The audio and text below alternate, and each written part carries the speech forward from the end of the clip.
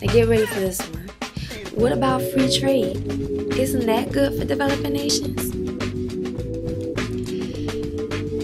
I'm gonna have to refer you to the WTO, that means the World Trade Organization's agreement on agriculture, which demands that countries open their agricultural markets.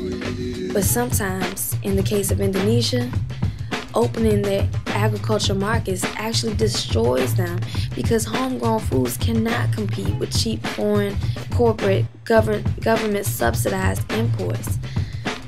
It's like this cartoon says, corporate America is getting over. Free trade at last, free trade at last. Thank God Almighty, we have free trade at last. U.S. workers on one hand, massive layoffs, vanishing workers' rights, and workers abroad, slave wages, no workers' rights. And this is all happening with NAFTA on one hand and WTO on the other. We gotta look closely at this, guys.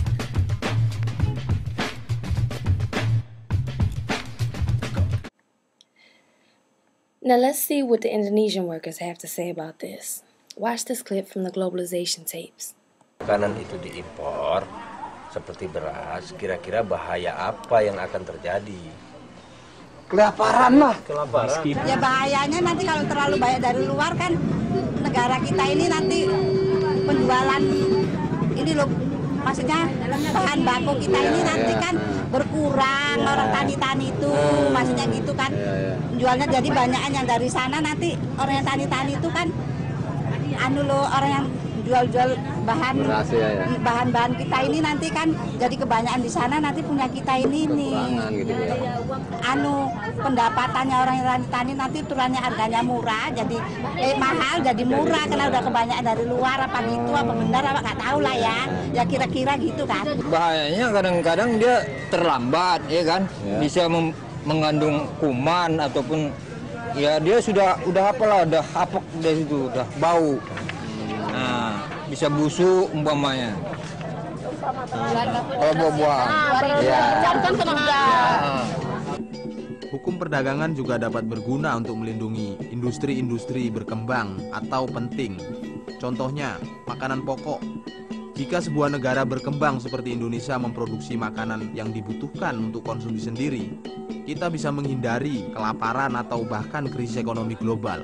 Jika kita bergantung pada impor untuk memenuhi kebutuhan makanan pokok kita, resiko sangat besar sekali. Dengan banyak negara-negara berkembang yang hanya bergantung pada ekspor tunggal seperti kelapa sawit atau kakao, kehancuran harga di pasar dunia dapat mengakibatkan negara tersebut tidak mampu membayar kebutuhan makanan rakyatnya. Bagaimana caranya pemerintah kalau memang swasembada kebutuhan pokok itu penting, pemerintah harus bagaimana mempergunakan undang-undang perdagangan untuk membantu produksi negara. Pertama, membatasi impor kebutuhan bahan pokok itu. Membatasi ya untuk kepentingan sendiri harus kita batasi cara jualnya. Iya. Tapi kesepakatan dalam bidang pertanian yang ditandatangani WTO memaksa negara-negara untuk membuka pasar pertanian mereka. Tapi apa yang disebut dengan pembukaan ini sebenarnya menghancurkan pasar-pasar. Kadang-kadang produksi makanan rumahan tidak mampu bersaing dengan produk impor murah yang kebanyakan dari perusahaan-perusahaan internasional besar seperti Cargill yang dapat subsidi ekspor besar dari negara asal perusahaan tersebut. Dana subsidi macam inilah yang dilarang oleh WTO untuk diberlakukan di negara-negara miskin dan berkembang. Hal ini terjadi bukan hanya di sektor pertanian saja, tapi di seluruh sektor sebenarnya. Negara-negara maju membina industri dasar mereka melalui dukungan tarif dan pemerintah, sampai industri-industri tersebut cukup kuat untuk bersaing di dunia. Negara yang sama sekarang menuntut agar negara-negara berkembang tidak usah memperoleh perlindungan atas industri-industri mereka dan bersaing dengan negara-negara maju dengan aturan main yang sama diterapkan kepada dunia maju. Hal ini berarti negara-negara miskin tersebut tidak akan pernah berkembang. Negara dan rakyat akan tetap miskin. Inilah kasus ikuti apa yang saya bilang, bukan ikuti apa yang saya lakukan. Kalau tidak ada lagi pinjaman, bantuan. Kalau tidak, sanksi dagang. Dan setelah sanksi dagang, apalagi yang akan dibuat mereka?